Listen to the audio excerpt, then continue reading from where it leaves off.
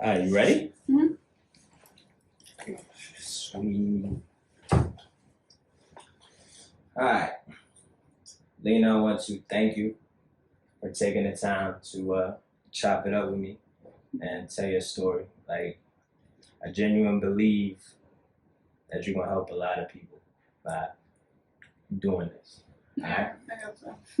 No doubt. No, you will. You will. For sure. So why don't you start, introduce yourself?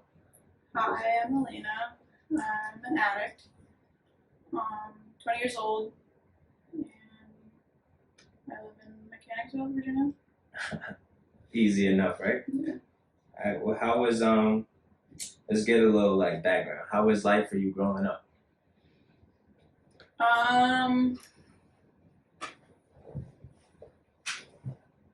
It was interesting. I remember some stuff.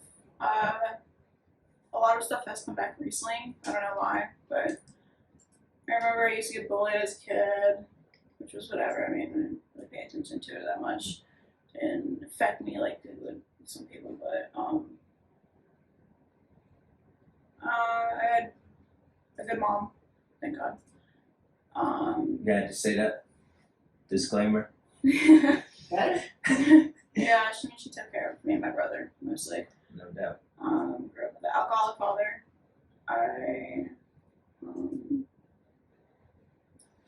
It was interesting. It's the best word I can possibly describe it. It was an interesting childhood. Overall, I guess it could be worse. So I'm gonna say it was a pretty good childhood. No doubt. I mean, things could always be worse. Yeah, pretty much. Yeah, that's a solid outlook to have.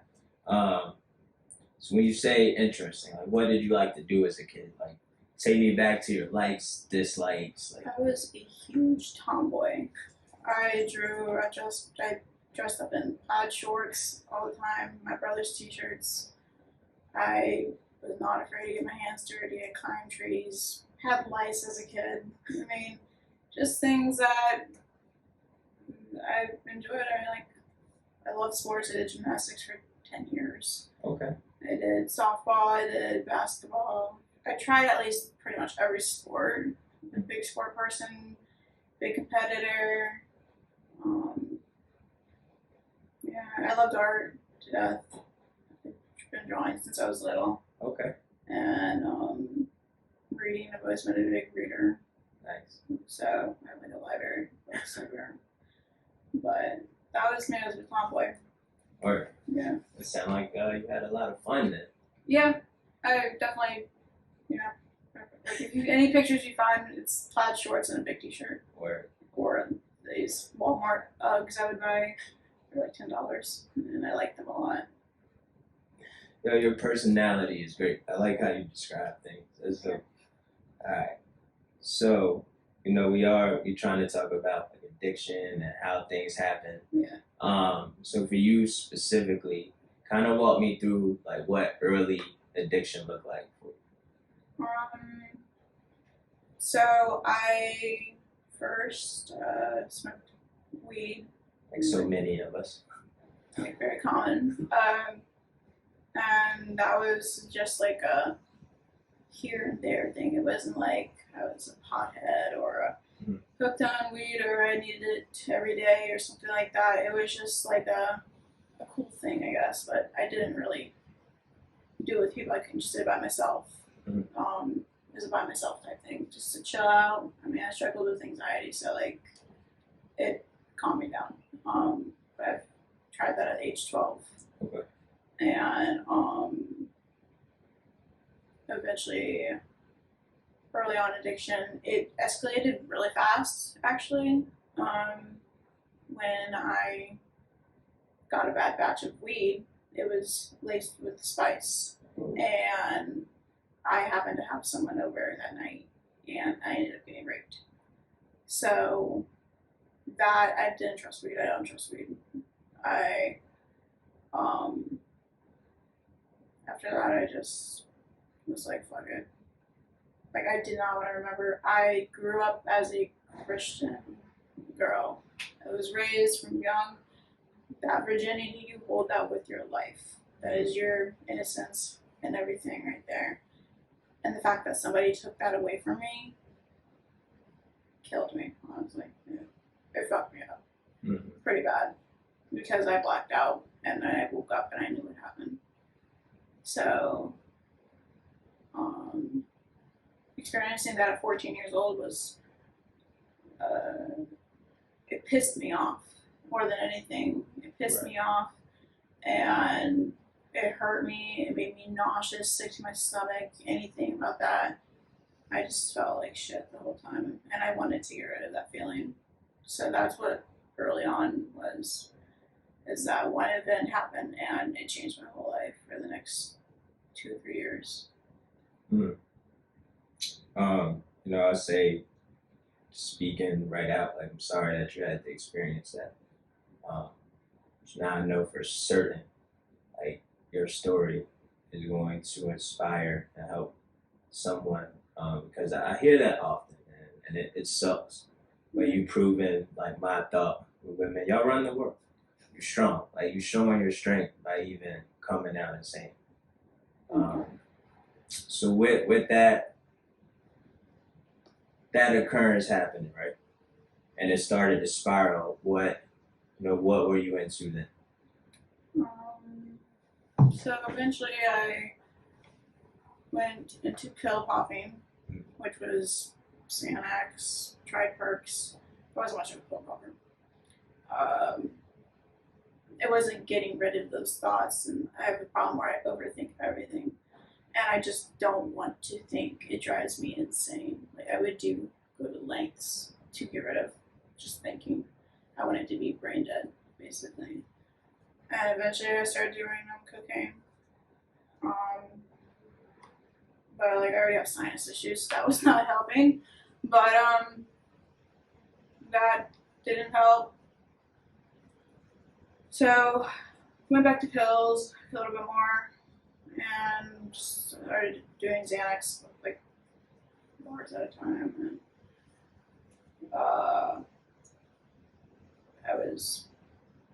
I wasn't functioning right, and that's how I liked it.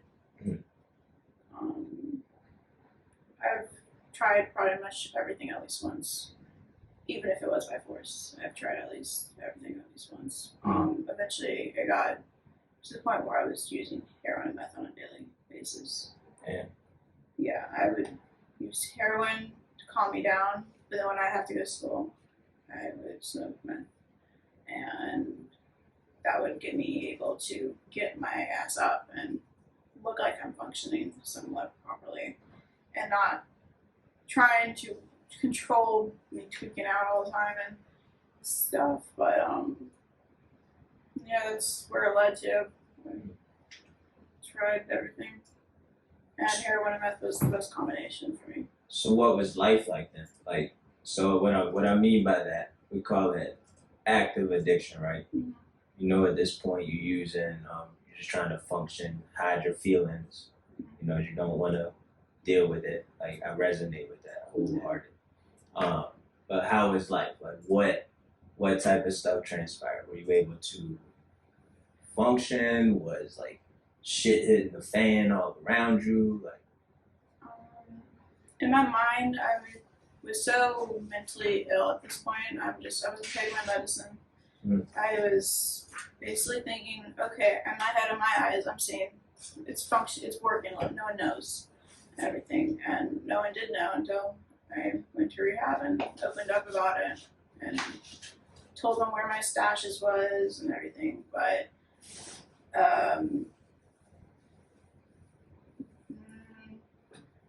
like I said, in my eyes, I was functioning. right.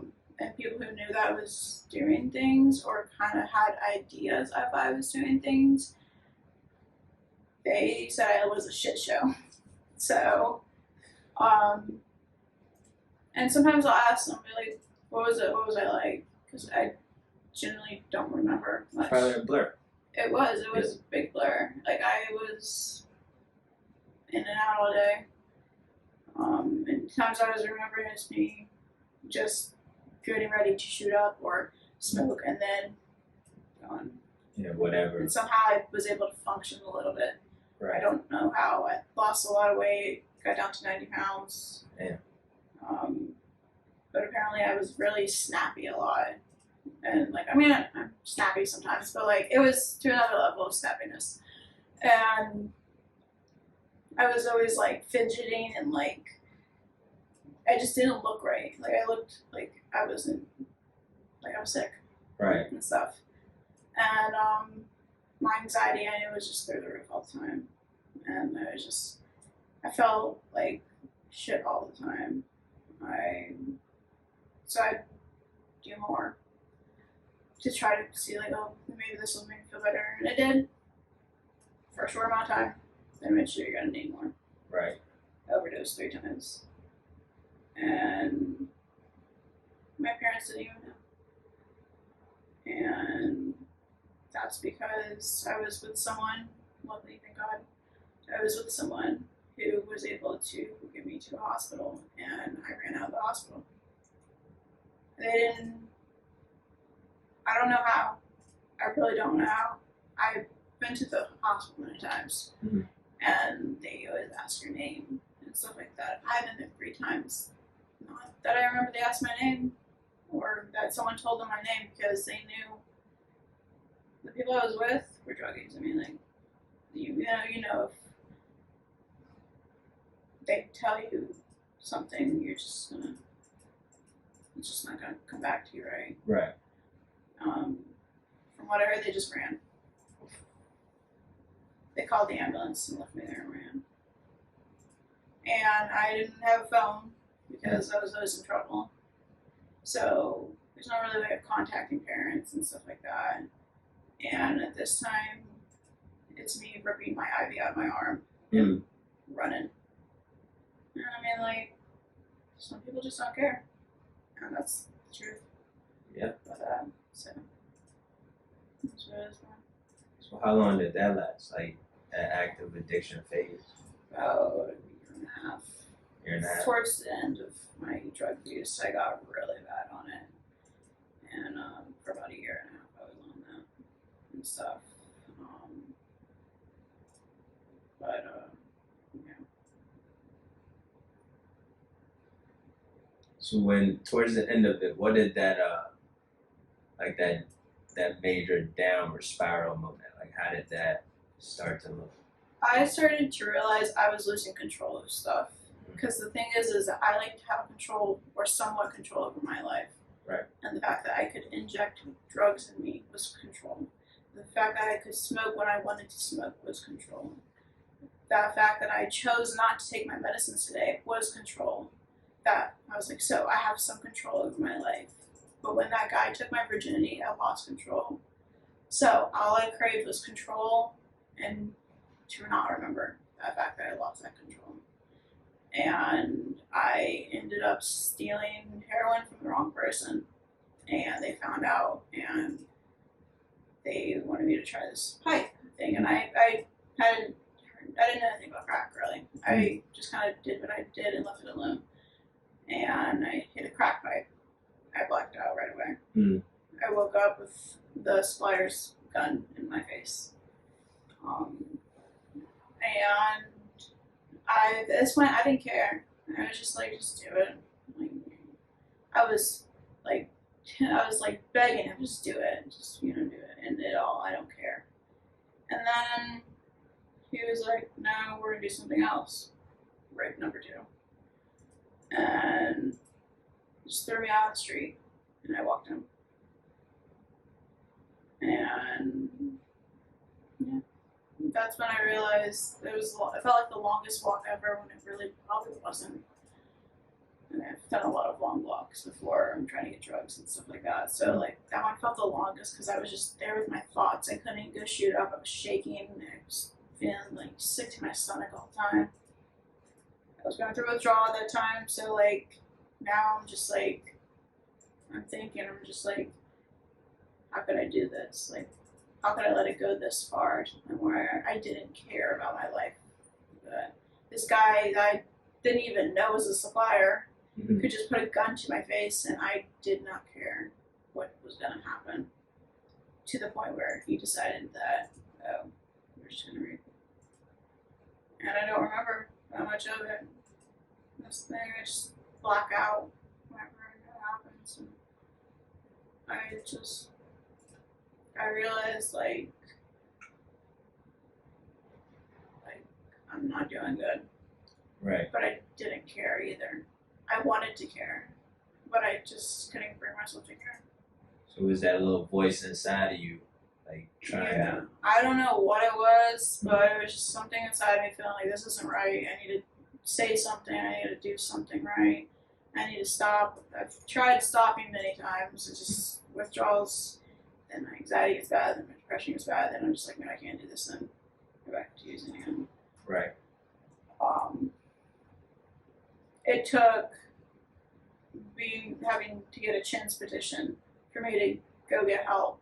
Because at this point, my parents are thinking this is just a mental health thing, and like I had a schizophrenic episode because I was going through withdrawals. I just thought it was the weirdest thing ever. Because like, and they didn't know this either. And I would just be talking to the workers at mental health workers that work there, and I'm telling them these things, and they don't write it down, and they don't tell anything. This is me trying to get help or something like that, and these facilities don't care. They really don't. So a lot of them don't. I mean, I've come in contact with some pretty decent people. Mm-hmm. I mean, yeah, I'm not saying that everyone doesn't care. Right. Just the ones I have come in contact with are people who just sit on their phones. It's just a job. Yeah, that ain't the right way to handle things at all. No, but for the mental health world is so fucked up. It's so fucked up. Tell me about it, though. I've been in 17 facilities. Really? Yeah, just for mental health, and none of them were worth it. They've messed me up mentally. Really? Yeah, like I grew up really fast and stuff like that. But you'd see these texts just treating the girls so poorly and stuff like that, like they were just caged animals, throwing them in the room, leaving them there for hours.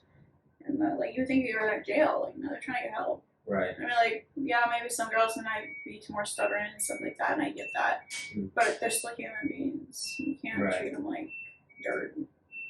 It's kind of weird. I stayed to myself in those facilities because I know I would go crazy if I was thrown in a room. But when I got that chance petition, I had my first court date, and they agreed for funding or something like that, so I could go to a place up in Emporia. Okay. And that was not a rehab, it was just a place where, I guess a mental facility, just nowhere, pretty much. And I mean, it was really laid back, which was like, oh yes, fun time for me, because I don't care. Right. I still didn't care. I was angry, and I didn't care. So, I got in trouble there many times, just for like dumb stuff. Just like, because there's boys and girls there. And of course, I wanted to talk to the boys and stuff like that. And of course, me and the girls always got in trouble and stuff like that. So it was just a joke to me. Yeah. And the nurses there, they would throw in pills. I know what pills look like. I knew what they looked like. But if you didn't take them, that was another write-up at this point. And that's happened to like a couple girls there. And basically, they'd throw in like extra pills there, and I didn't know what they were. I wasn't a nurse, I didn't know what they were. I knew what my pills were. But I asked, like, what is that? They're like, oh, it's a vitamin. So I'm like, no, what little I know. I'm just like, all right, cool. Throw it back, took the pills. I felt fine. Random piss tests out of nowhere. I'm just like, this is weird. And because I actually had not been taking anything. Like in the beginning of the stay, I was a troublemaker. I brought in pills and stuff like that, shoved them. They didn't really check your stuff very well, so I mean, like, kind of got away with a lot. But, and so, I mean, at this point, I was like 4 months in, so I was kind of out of like everything. So, you know, went through the withdrawals, and like, now I was just having fun doing nothing. I mean, troublemaker. Right. But, Yeah, so I got a drug test, and it shows up for these two random ass things I've never heard of, and they're like something that would make your blood pressure dangerously high, and your heart, like something with your heart. I don't know. It was like the weirdest things, and they're like grilling me, telling me, "What did you take?" I'm like, "I didn't take anything. I took the medicine you guys gave me, but that is it." Hmm. And then I'm like crying on the phone to my dad. I'm like, "I did not take these medicines. Like, I really did not. If I did, I think you could tell. I felt fine. I'm just like crying and like no one's believing me. So I'm just like, whatever at this point again.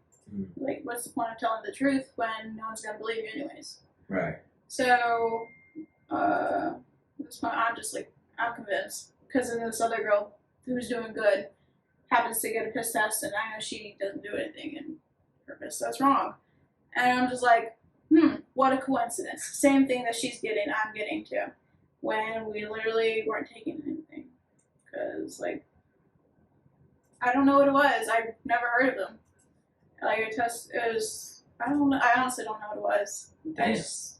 They were just watching me because my heart rate was, like, extremely high, which is always high because of anxiety, but, or, like, my blood pressure was really high, and I was just like, I feel fine. Okay. And it got to the point where they literally stripped my room. Before I had a dresser, I had my clothes, I had my books, and everything. They took everything. They left me with an empty room, a toilet, a shower, and a mattress. Damn. And I was like that for 2 weeks till I got put into another facility, which was a rehab. Okay. I'm pretty sure they wanted me out of there right away. So I was like, okay, whatever. And at this point, like, at these 2 weeks, I'm like by myself with a one-to-one worker, just talking to me. I'm talking to them, and they're just like asking me, like, do you really want to change? Like, there was a couple ladies there that actually genuinely cared, who gave a fuck about what you were thinking and what you were going through and stuff like that. And one they would do was sit by my door and just talk to me. They're like, what do you want? And they're like, I'm just like, I don't know what I want. And she's like, you gotta know you want something. Be like one thing at least. Give you a reason to live. And my mom and my brother were in. I just wanted to be with them again. And eventually I realized I did want to be happy. And I wanted to be successful, and I wanted to rub it in everyone's face that I could be something else that you thought I couldn't be. So that was my motive, to prove people wrong. And that's what gave me the strength to finish a program in 4 months. So I got transferred up to Newport News. I slept on that right up there. I was not found that. And we were sitting there as her intake. My mom's there, and I'm nervous. I'm scared and stuff like this. And she's like, my mom just gave me a heart-to-heart talk, which is her, getting firm with me and saying, do you want to live? Yes or no? And I was like, what do you mean? No, it's a yes or no question. Do you want to live? And I was just like, sure. And like at this point, like I wasn't sure if I wanted to live or not, but I had an idea, like maybe I do want to live. Maybe life's not too bad. And I feel like that was like my inner conscience or something. I don't know. But I'm going to go with that because I'm very grateful I'm still here. And so I decided I wanted to live on 4/11/17. And from that day, I worked my ass off, did the program, completed it with before I was supposed to leave. I was supposed to stay there for at least like another year or 6 months, something like that. And I'm going to finish it in only 4 months. I finished the program. I felt more powerful than ever. And I felt good. I liked myself for the first time. I cut all the dead hair off and everything, and got a whole new haircut because they'd have cosmetology to come in there and I'll groom you up nice and everything. So I felt special. I got on these outings. I got to see what freedom was like again, and I wanted it. I craved it. And I just took it all in, and I loved it.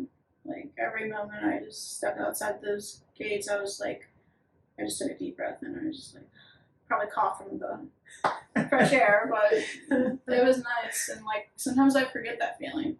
of freedom, because sometimes I just take life for granted. Still to this day, sometimes I do. But then like sometimes you just gotta sit outside. That's why I go sit on the grass and look at the sky and just appreciate life for how it is, because it could be a lot worse. Oh yeah. I could be stuck in those gates again, and every time I see the car, I just run to the car. But that's when I go outside and start.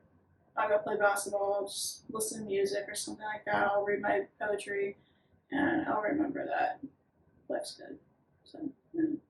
That's awesome. Yo, it amazes me to be so young and have that much gratitude, like, in life. Like, I mean, don't get me wrong, I can be a selfish kid sometimes, but like, I feel like everyone can. that's but human nature. in the big picture of life, I'm very grateful for the life I have. I may not have the best, I might not have the biggest family, I might not have the most friends. I have a few friends who I'm very grateful for. And I have a small family that I am very close with and that supports me. Yeah, me and my dad still bump heads. He's still a dickhead sometimes, but he's still my dad at the end of the day. And like, I gotta love my family. No doubt. Even if they've, whatever they've done. No doubt.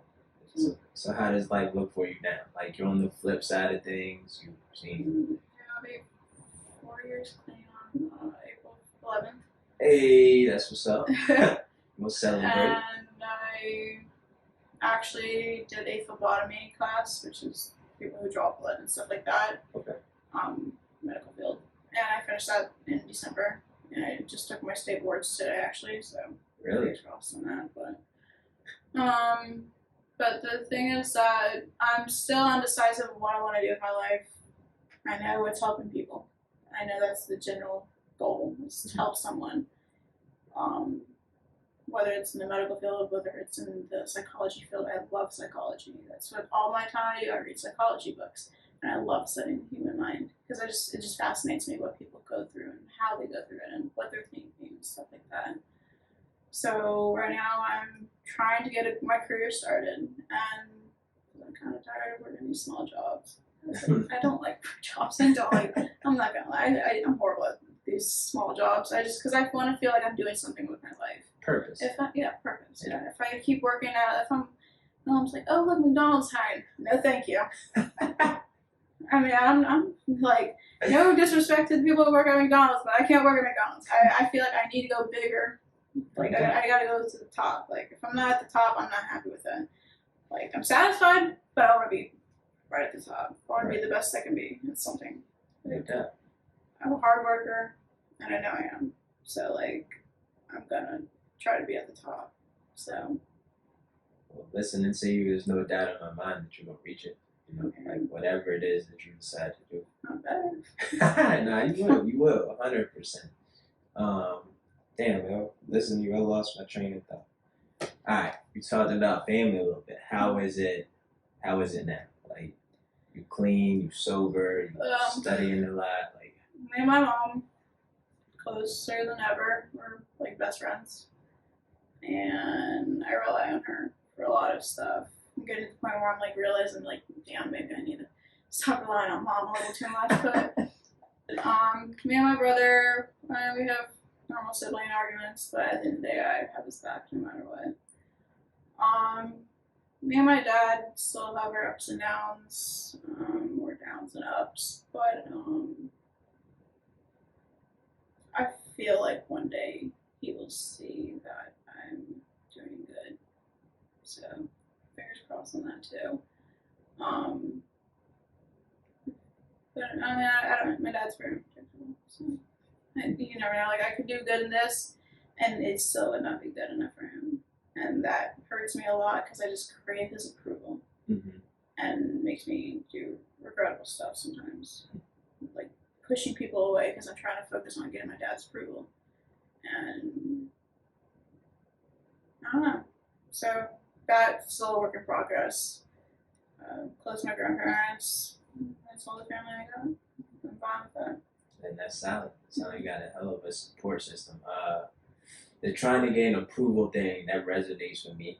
I think that was like a big part of my depression because my family was the same. Like, if I brought home a B, it was like, yo, it need to be an A, or if I liked music, oh, you should study something else. Like no matter what it was, it was So I always was like, man, what can I do to make them happy? And I finally realized, it took me till I was 28. Yeah, I understand like growing and you can always do better and stuff like that. But like for instance, I pass a test or something like that. I'll be like, oh my god, let's celebrate. This is great. Like we're always celebrating something. Right. Some achievement in this house. Right. And then I tell my dad, I passed the test. Okay, what career are you gonna choose now? What job are you gonna choose now? How about we just like say congratulations, get me a chocolate. I don't know. Yeah. I'd take like chocolate. You don't have to say anything, but Right. It's always. I get we can always move forward. I'm not like against that at all. But like, let's enjoy the moment right now. Like this, I can't tell you what I'm gonna do tomorrow. I can't tell you what I'm gonna do an hour from now. I don't know. Right. I really don't know. But like, I can tell you what I'm gonna do right now. Right. I'm gonna go sit down and eat some chocolate. And that's the most important part. Being grateful and living in the moment. Yeah. So I don't have an answer for what I'm gonna do in the future. I don't have an answer what I'm gonna do tonight. Actually, I do know what I'm doing tonight, but I don't know what I don't know what I'm gonna do tomorrow, except for in the morning. But like, unless it's like planned ahead of time, I really don't know what I'm gonna do, and that's just when I just wake up and just do it. Yo, and that is okay. Let me be the first to tell you that is okay. Yeah, like I'm all for planned stuff, but then once I get to the planned thing, I really don't want to do it. I want to do something else. Right. So then I just kind of like wing it now. I'm definitely like a very spur of the moment person. Like, I wake up tomorrow, like, yo, I want to go do this. That's what I'm doing. Like, I don't know. I just don't like the planning of things. It kind of gets in the way because stuff could happen, and now I got to reroute. So I just go with the flow. Yeah, like sometimes I'll make a list of things I need to do, and then I'll just do it. Like I'm like, okay, well, I'm over here, so I'll do it now. But like, I'm not really good at planning, so like I'll try. I'll attempt to make plans, but they always never work. So I just gave up on making plans, and yeah, that's how that went. So, plans don't get along. No doubt. Well, let me go ahead and say thank you so much for taking this time to sit down and tell not just me, but people that needed to hear this. Story's powerful, definitely life-changing. And what I heard was a lot of strength and a lot of courage. And through that, like I said it to one of my other friends, it's like going through pain and experiences, you end up finding purpose. So I'm happy you're still here. Happy that you're thriving. And 4 years is a hell of a run, man. Yeah. Like that's no light business. That is amazing. I'm not a big celebration person, but you gotta celebrate. You gotta celebrate. Yeah, you gotta do something. Yeah, we always go out. We always go out and eat or something like that, or bring a cake or I don't know, something. Yeah, it's a big thing. I don't know what the math is on it, but if you look it up, it's in the higher percent of people that are able to make it to that point and sustain it. You know what I'm saying? Like, it's huge. There's nothing small about that. So again, I'm proud of you. Yeah, Extremely proud of you. Go ahead and let everybody know where they can find you. You say you're working on art. I see this big light over here with you taking pictures, and who knows what the future brings. Alright, well, Lina, again, if you ever want to contact me, I can give Jared my information, and he can give it to you. Alright. And got Facebook, Instagram, and phone number, so just let me know. All right, well, thank you.